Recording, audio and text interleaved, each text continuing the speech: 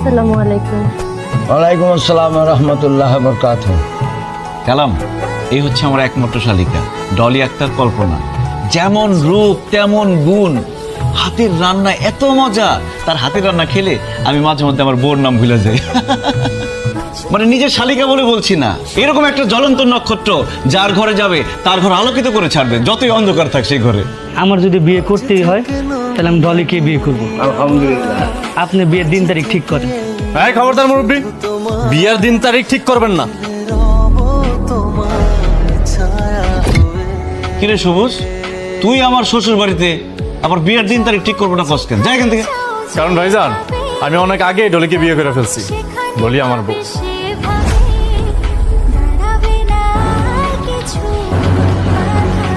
কি কস?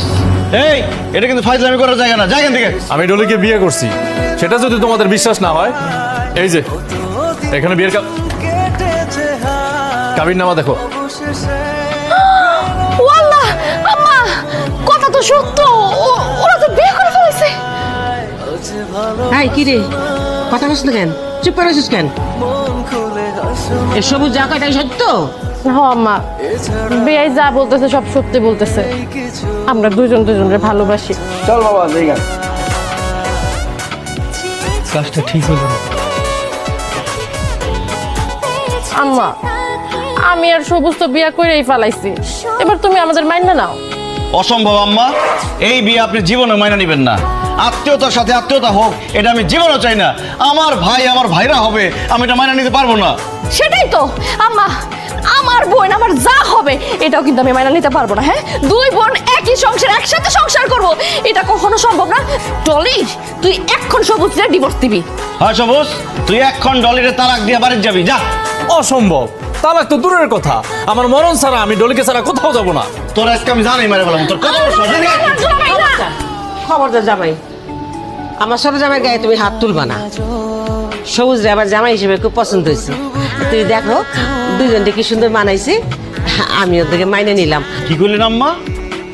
আপনি ওকে বিয়ে মাইনা নিছেন? আমি যে এবারে বড় জামাই, আমার কথার কোনো পাত্তাই দিলেন না আপনি।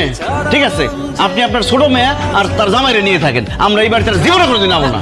সেটাই, আমি আমার বোনকে যা হিসেবে মাইনা নিতে পারবো না। আম্মা, এই আপনার লগে আমার শেষ দেখা। আলমগীর চলো। চলো। ভাইরা ভাই, চলে যেতেছেন কেন? একটু মিষ্টি মুখ করে যান। তো বৃষ্টি তার গুলাই খাবো, তার বৃষ্টি তার গুলাই খাবো।